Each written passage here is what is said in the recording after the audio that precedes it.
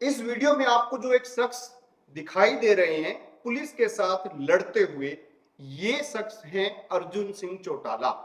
ये एमएलए हैं हरियाणा से, रानिया के अंदर ये एमएलए हैं और अपना अच्छा प्रभाव रखते हैं पूरे के पूरे सिरसा जिला में, क्योंकि चौटाला का गढ़ है सिरसा जिला।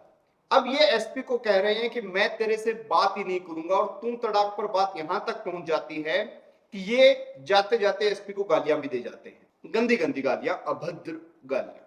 यहाँ पे डीसी साहब भी खड़े हैं और डीसी को कहते हैं कि ले तेरा ज्ञापन ये ले जा, और ज्ञापन भी उनको दे देते हैं। मसला ये था कि देश के अंदर महंगाई बढ़ रही है, ये प्रदर्शन कर रहे थे और इन्होंने डीसी और एसपी को बुलाया। डीसी को बुलाया कि भाई तेरे को एक हमने जो है ज्ञापन देना है, हमारा ज्ञापन सरकार तक पहुंचा देना।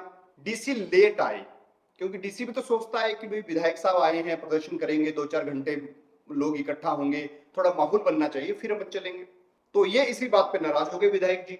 अब बहुत से लोग ये सवाल पूछ रहे हैं कि जब इन्होंने एसपी को गालियां दी तो एसपी के पास क्या क्या पावर होती है, एसपी क्या क्या इनका कर सकता है, क्या एसपी इनके खिलाफ कोई एक्शन ले सकता है, या जैसे ये एसपी गालियां सुनने के बाद आराम से अंदर चले गए, इन्होंने ज्यादा गौर नहीं किया उन चीजों पे, या ऐसा ही किसी एसपी को करना पड़ता है। ये एक डिबेट है कि क्या एक विधायक एसपी को जो चाहे बोल सकता है। तो मैं आज आपको यही बताने के लिए एक छोटी सी कहानी बताऊंगा। बिहार के अंदर 16 मार्च 2001 का दिन था, लालू यादव की सत्ता थी। साबुद्दीन जो लालू यादव के करीबी, और लोग कहते हैं कि वो लालू यादव से भी पावरफुल, एक गैंगस्टर भी, एक बाहुबली भी, एक राजनेता भी, देश के अंदर एमपी एमएलए मंत्री सब रहे वो, और वो बंदा मर भी गया। उनके एक साथी थे मनोज, और मनोज को गिरफ्तार करने के लिए किसी केस में डीएसपी आ जाते हैं। जब मनोज को गिरफ्तार करने आते हैं तो मनोज कहता है मैं गिरफ्तार नहीं होऊंगा, साहेब आ रहे हैं। तो इतने में साबुद्दीन आ जाते हैं और साबुद्दीन डीएसपी को एक रहपटा मार देते हैं। जिस डीएसपी को मारते हैं उसका नाम था संजीव कुमार। संजीव कुमार इस बात पे गुस्सा खा जाते हैं और वो अपने एसपी को कहते हैं कि मुझे इस पे कार्रवाई करनी है। एसपी भी गुस्सा खा जाता है और एसपी का नाम था बच्चू सिंह मीणा। एसपी को इस बात का गुस्सा किया, पुलिस की वर्दी पे हाथ उठा दिया, पुलिस को गालियां दे दी। तो एसपी क्या करता है, डीएसपी को खुली पावर दे देता है, और डीएसपी बहुत बड़े एरिया में फोर्स इकट्ठी कर लेते हैं। यानी 4-5 जिलों की फोर्स सिवान में बुला ली जाती है, उत्तर प्रदेश से भी फोर्स बुला ली जाती है, और सरकार से कुछ भी नहीं पूछा जाता और डायरेक्ट अटैक कर दिया जाता है साबुद्दीन के घर पे। बताते हैं कि साबुद्दीन गन्ने के खेत में से बुर्का पहन के भागा था और उसके बाद नेपाल चला गया था सिवान छोड़ के, और उस केस के अंदर 2 पुलिस वालों की हत्या हो जाती है, क्योंकि आपस में गोलीबारी होती है, धाई धाई चलती है, गोलियां ग्रेनेड तक चलते हैं, और 8 साबुद्दीन के आदमी मर जाते हैं। यानी साबुद्दीन के गुंडे कह लो, उसके चेले कह लो, जो भी है वो मर जाते हैं। मैं ये कहानी इसलिए बता रहा हूं आपको कि एक एसपी या एक डीएसपी कितना पावरफुल है कि वो सत्ता में इतने बड़े पद पर इतने बड़े गैंगस्टर को घुटनों पे ला सकता है। तो क्या हरियाणा के ये एसपी साहब जिनको गालियां दी गई, क्या ये भी कुछ ऐसा कर सकते हैं?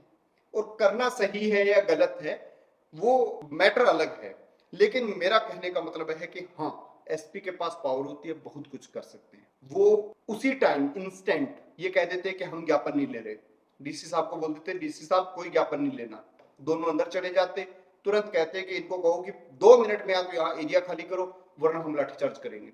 और कर सकते थे, कोई बड़ी बात नहीं थी वो। और क्या कर सकते थे वो, ये भी कर सकते थे कि अपने डीजी को बोले कि भाई साहब मेरी ड्यूटी वहां पे लगा दो जहां पे इन विधायक साहब का प्रॉपर एरिया है, वहां पे मैं इनको तंग करूंगा।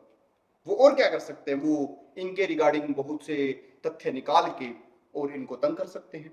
इनके हर एरिया में बिजनेस चलते हैं, इनके बिजनेस जहां जहां चलते हैं, जिस भी क्षेत्र के बिजनेस चलते हैं, उनके ऊपर अलग अलग प्रकार के रेड मारना, क्योंकि बहुत सी कमियां होती हैं राजनेताओं के बिजनेस में। तो मतलब ये कहने का है कि एसपी साहब 2 बातों पे होंगे, या तो ये सोच रहे होंगे कि कोई बात नहीं, ये इनका काम है, ये राजनेता है, इनका काम है विरोध करना, इनका काम है ये सब, मतलब जो भी मेरे को बोल के गए।